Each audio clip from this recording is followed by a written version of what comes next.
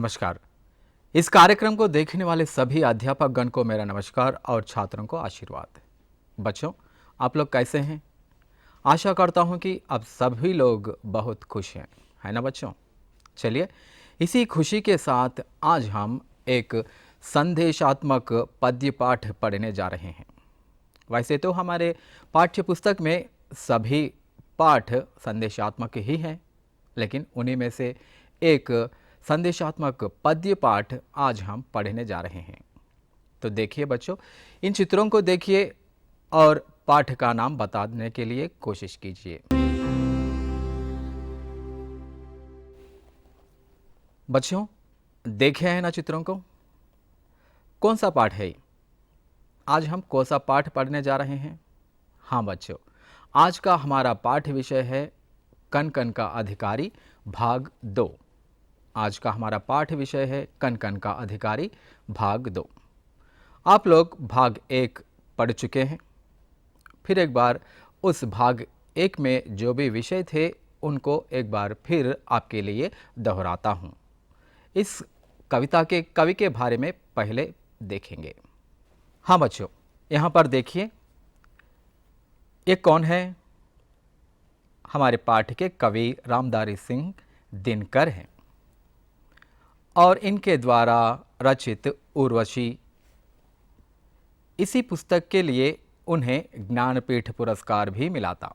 मेहनत की सफलता की कुंजी है। मेहनत ही सफलता की कुंजी है। मेहनत करने वाला व्यक्ति कभी नहीं हारता, वह हमेशा सफल होता है, क्योंकि काल्पनिक जगत को साकार रूप देने वाला वही है। इसके कन कन के पीछे उसी का श्रम है, इसलिए वही कन कन का अधिकारी है। तो चलो बच्चों, आज का पाठ भाग 2 प्रारंभ करते हैं। अब हम इस पद्यांश संबंधित शब्दार्थ देखेंगे। शब्दार्थ इस प्रकार है। श्रमजल। श्रमजल का अर्थ है स्वेद या पसीना। देखिए यहां पर पसीना निकल रहा है। पीछे। पीछे का अर्थ है बाद। मत। मत का अर्थ है नहीं। विजीत। विजीत का अर्थ है, देखिए, जय। प्रकृति। प्रकृति का अर्थ है चराचर संसार। सुख। सुख का अर्थ है खुश। आज का पाठ में पहला पद्य इस प्रकार है, देखिए। जिसने श्रम जल दिया उसे पीछे मत रह जाने दो, विजित प्रकृति से पहले उसको सुख पाने दो। जिसने श्रम जल दिया उसे पीछे मत रह जाने दो, विजित प्रकृति से पहले उसको सुख पाने दो। इस पद्यांश का भावार्थ इस प्रकार है। इस पद्य में कवि इस प्रकार कहते हैं कि श्रमिक को प्राथमिकता देते हुए कहते हैं कि जिसने श्रम किया है उसी को प्रप्रथम सुख पाने का अधिकार है। उसे पीछे मत रह जाने दीजिए, उसे कभी भी पीछे रहना नहीं चाहिए। इस पद्य में कवि कहते हैं कि जो भी श्रम करता है, जो भी कष्ट करता है, उसी को ही फल पाने का पहला अधिकार होता है। अधिकतर हम लोग जो श्रम करता है उसे पीछे छोड़ देते हैं, पहले हम उसका फल लेने के लिए तैयार रहते हैं। लेकिन कवि कहते हैं कि जो श्रम करता है, जो कष्ट करता है, हमारे लिए कष्ट जो करता है, उसी को ही उसका फल भोगने का प्रप्रथम अधिकार है। इस पद्यांश से संबंधित शब्दार्थ देखेंगे। न्यस्त। न्यस्त का अर्थ है रखा हुआ। धन। धन का अर्थ है संपत्ति। यहाँ पर आप देख सकते हैं कनकन अनु और धर्मराज युधिष्ठिर। यहाँ पर क्या दिखाई दे रहा है आपको? अधिकारी, हक पाने वाला और जन, लोग। तो चले पद्य को देखेंगे। जो कुछ न्यस्त प्रकृति में है वह मनुष्य मात्र का धन है। धर्मराज उसके कन कन का अधिकारी जन जन है।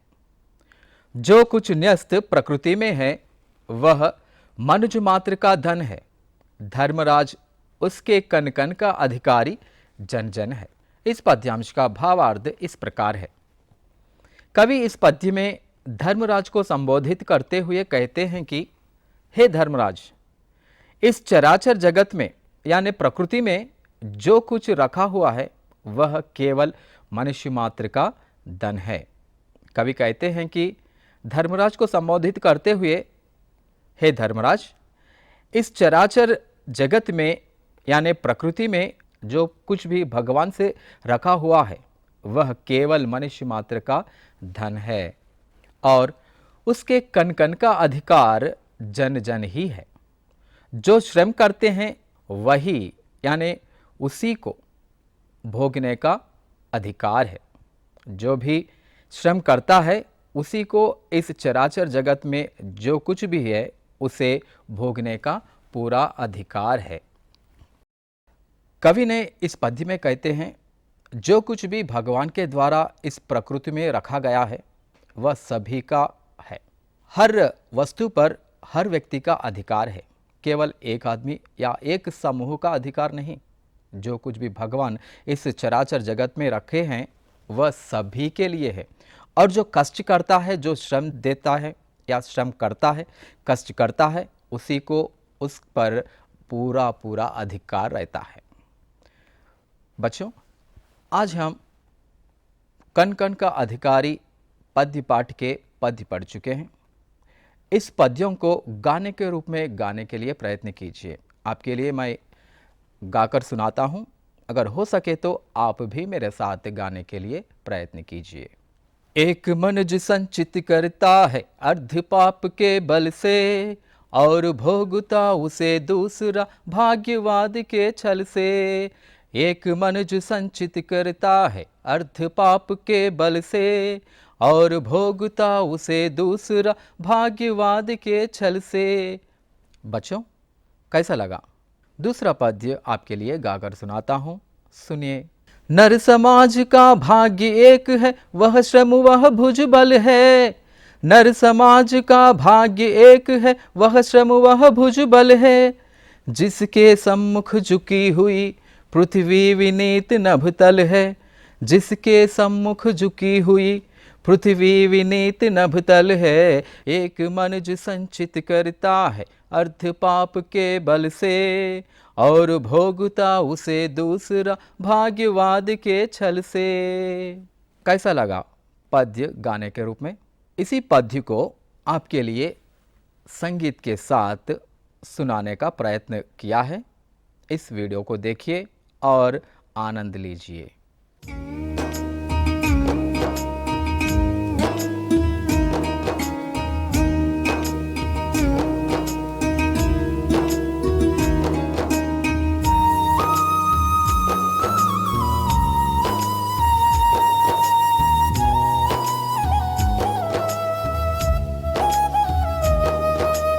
एक मनुज संचित करता है अर्थ पाप के बल से, और भोगता उसे दूसरा भाग्यवाद के छल से। एक मनुज संचित करता है अर्थ पाप के बल से, और भोगता उसे दूसरा भाग्यवाद के छल से।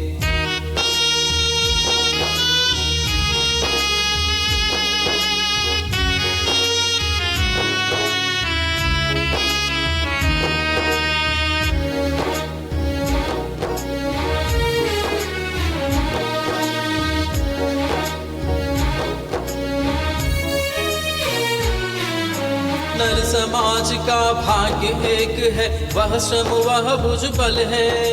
नर समाज का भाग्य एक है, वह श्रम वह भुजबल है। जिसके सम्मुख झुकी हुई पृथ्वी विनीत नभतल है। जिसके सम्मुख झुकी हुई पृथ्वी विनीत नभतल है।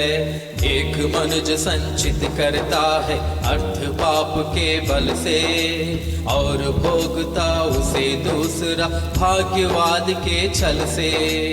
एक मनुज संचित करता है अर्थ पाप के बल से, और भोगता उसे दूसरा भाग्यवाद के छल से।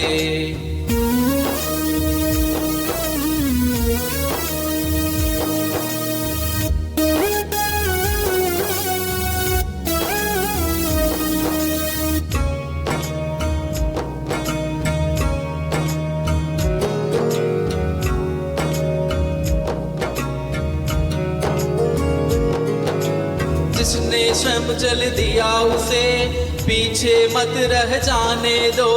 जिसने श्रम जल दिया उसे पीछे मत रह जाने दो। विजेत प्रकृति से पहले उसको सुख पाने दो। विजेत प्रकृति से पहले उसको सुख पाने दो। एक मनुज संचित करता है अर्थ पाप के बल से और भोगता उसे दूसरा भाग्यवाद के छल से। एक मनुज संचित करता है अर्थ पाप के बल से और भोगता उसे दूसरा भाग्यवाद के छल से।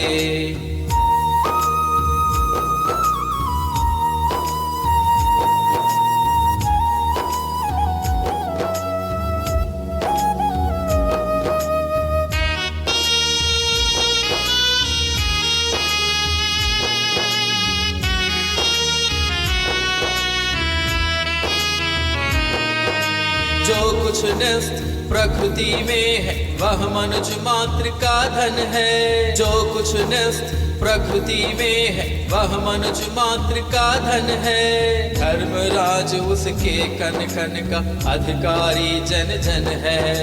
धर्मराज उसके कन कन का अधिकारी जन जन है। एक मनुज संचित करता है अर्थ पाप के बल से और भोगता उसे दूसरा भाग्यवाद के छल से। एक मनुज संचित करता है अर्थ पाप के बल से और भोगता उसे दूसरा भाग्यवाद के छल से। बच्चों, इस पाठ संबंधित कुछ अभ्यास कार्य करेंगे। पहले पहल भाषा की बात। भाषा की बात यहाँ पर देखिए, आपको क्या करना है। भाषा की बात के अंतर्गत में कोष्ठक में दी गई सूचना पढ़िए और उसके अनुसार कीजिए। यहाँ पर कोष्ठक में कुछ दिया गया है, उस सूचना को पढ़िए और उस सूचना के अनुसार करने के लिए प्रयत्न कीजिए। देखेंगे, पहला जन, पृथ्वी, धन। जन, पृथ्वी, धन। क्या करना है आपको? पर्याय शब्द लिखना चाहिए। जन, पृथ्वी और धन शब्दों का पर्याय शब्द लिखना है। पहले देखेंगे, भारत के जन अहिंसावादी है। भारत के जन अहिंसावादी है। जन का पर्याय शब्द क्या हो सकता है? जन का पर्याय शब्द लोग, प्रजा और जनता। जन का पर्याय शब्द लोग, प्रजा और जनता। मनुष्य पृथ्वी पर सारी सुविधाएं पा सकते हैं। मनुष्य पृथ्वी पर सारी सुविधाएं पा सकते हैं। यहाँ पर देखिए, पृथ्वी का पर्याय शब्द क्या हो सकता है? हाँ बच्चों, पृथ्वी का पर्याय शब्द भूमि, धरती, वसुंधरा, अवनी। भूमि, धरती, वसुंधरा और अवनी। आजकल समाज का चालक धन ही है। धन का पर्यायवाची शब्द संपत्ति, दौलत और संपदा। धन का पर्याय शब्द संपत्ति, दौलत और संपदा। यहाँ पर देखिए दूसरा, पाप, सुख, भाग्य। पाप, सुख, भाग्य। इन शब्दों के विलोम शब्द लिखना चाहिए। कोष्ठक में क्या दिया गया है?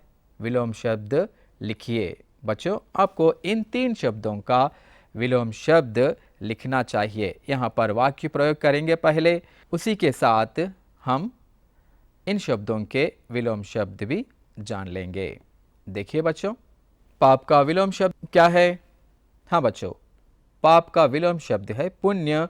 इस पुण्य शब्द से हमने आपके लिए वाक्य प्रयोग किया है। देखिए, परोपकार से पुण्य फल मिलता है। परोपकार से पुण्य फल मिलता है। और दूसरा शब्द है सुख। सुख का विलोम शब्द क्या है? हाँ, सुख का विलोम शब्द है दुख। दुख शब्द से आपके लिए वाक्य प्रयोग किया गया है। हमें दुख में भी धीरज रखना चाहिए। हमें दुख में भी धीरज रखना चाहिए। और तीसरा क्या है? भाग्य। भाग्य का विलोम शब्द क्या है? दुर्भाग्य। यहाँ पर भी आपके लिए वाक्य प्रयोग किया गया है। आज भी गरीबी और अशिक्षा भारत के लिए दुर्भाग्य की बात है। आज भी गरीबी और अशिक्षा भारत के लिए दुर्भाग्य की बात है। यहाँ कुछ अन्य विलोम शब्द आपके लिए दिया गया है, पढ़िए। संचित करना, खर्च करना, भाग्य दुर्भाग्य, मनुज दानव, विजेत हार, श्रम आलस, सम्मुख पीछे। और तीसरा देखिए बच्चों, जन जन कन कन, जन जन कन कन। इन पुनरुक्ति शब्दों से आप लोगों को वाक्य प्रयोग करना चाहिए। मैंने आपके लिए वाक्य प्रयोग किया है, यहाँ पर देखिए। प्रकृति संपदा का अधिकारी जन जन है। प्राकृतिक संपदा का अधिकारी जन जन है। वसंत के समय धरती का कन कन पुलकित होता है। वसंत के समय धरती का कन कन पुलकित होता है। चौथा देखिए, मजदूर मेहनत करता है। मजदूर मेहनत करता है। यह वाक्य कौन से वचन में है? देखिए, उस वचन को बदलना चाहिए। यह वाक्य एक वचन में है, इसे बहुवचन में बदलने से भारत में मजदूर अधिक हैं। भारत में मजदूर अधिक हैं। और पांचवा, मनुष्य मजदूर, मनुष्य मजदूर। इन शब्दों को भाववाचक संज्ञा में बदलकर फिर से लिखना चाहिए। देखिए, मनुष्य को भाववाचक संज्ञा में बदलने पर मनुष्यता होता है और मजदूर को भाववाचक संज्ञा में बदलने पर मजदूरी होता है। और यहाँ पर देखिए, सूचना पढ़िए, उसके अनुसार कीजिए। यहाँ पर आपको कुछ सूचनाएं दिखाई पड़ेंगे, उन सूचनाओं को देखकर उसके अनुसार करना चाहिए। यद्यपि पर्यावरण, यद्यपि पर्यावरण, इन शब्दों को क्या करना चाहिए? यद्यपि और पर्यावरण शब्दों को संधि विच्छेद करना चाहिए। यद्यपि को संधि विच्छेद करने पर यदि प्लस अपि होता है और पर्यावरण को संधि विच्छेद करने पर परि प्लस आवरण होता है। श्रमजल नभतल भुजबल, श्रमजल नभतल भुजबल। इन शब्दों को समास रूप में पहचानना चाहिए। इन शब्दों के समास क्या हो सकते हैं? पहला है श्रमजल। श्रमजल का सामासिक रूप क्या होता है? यहाँ पर पहले श्रमजल का अर्थ जानने का प्रयत्न करेंगे। श्रम रूपी जल क्या होता है? कर्मधारय समास होता है। नभतल का अर्थ है नभ और तल, और यह हो गया द्वंद्व समास। और भुजबल, भुज का बल, भुज का बल यानी तत्पुरुष समास होता है। अभाग्य, दुर्भाग्य, सुभाग्य। यहाँ पर भी आपको कोष्ठक में कुछ सूचना लिखा हुआ दिखाई दे रहा है। क्या है वह सूचना? उपसर्ग पहचानिए। आपको इन तीन शब्दों के उपसर्ग लिखना चाहिए। अभाग्य, इस शब्द में उपसर्ग आ है। दुर्भाग्य, इस शब्द में उपसर्ग है दुर। सुभाग्य, इस शब्द में उपसर्ग है सु। प्राकृतिक अधिकारी भाग्यवान, प्राकृतिक अधिकारी भाग्यवान। इन शब्दों के प्रत्यय को पहचानना है। आप लोग तो जानते ही हैं कि प्रत्यय क्या होता है। हाँ बच्चों, जो अक्षर शब्द के अंत में होता है उसे प्रत्यय कहते हैं। यहाँ पर देखिए, इन तीन शब्दों में कौन कौन से अक्षर प्रत्यय हो सकते हैं? प्राकृतिक, इस शब्द में एक प्रत्यय है। अधिकारी, अधिकारी शब्द में ई प्रत्यय शब्द है। और भाग्यवान, भाग्यवान में वान प्रत्यय है। रेखांकित शब्दों का पद परिचय दीजिए। यहाँ पर आपको पीले रंग में कुछ शब्द दिखाई दे रहे हैं, उन शब्दों का पद परिचय देना चाहिए। पहले हम उन वाक्यों को पढ़ेंगे। एक मनुष्य संचित करता है अर्थ पाप के बल से और भोगता उसे दूसरा भाग्यवाद के छल से। इन दो वाक्यों में आपको दो शब्द अलग दिखाई दे रहे हैं और वो दो शब्द है एक और। उन दो शब्दों का अर्थ और पद परिचय नीचे दिया गया है, मैं पढ़ रहा हूं, आप ध्यान से देखिए और सुनिए। एक निश्चित संख्यावाचक विशेषण है और एक वचन है और शब्द समुच्चय बोधक है और दो वाक्यों को जोड़ता है। एक निश्चित संख्यावाचक विशेषण है और एक वचन है और शब्द समुच्चय बोधक है, दो वाक्यों को जोड़ता है। बच्चों, अब तक हमने पद्य पढ़ चुके हैं और पाठ संबंधित व्याकरणांश भी पढ़ चुके हैं। अब हम इस पद्यों के जो भी भाव हम लोग समझ चुके हैं, फिर एक बार उनका पुनश्चरण करेंगे इन प्रश्नों के साथ। किसने श्रम जल दिया? बताइए। हाँ, परिश्रम करने वाला और किसान ने श्रम जल दिया। परिश्रम करने वाला और किसान ने श्रम जल दिया। मनुष्य का धन क्या है?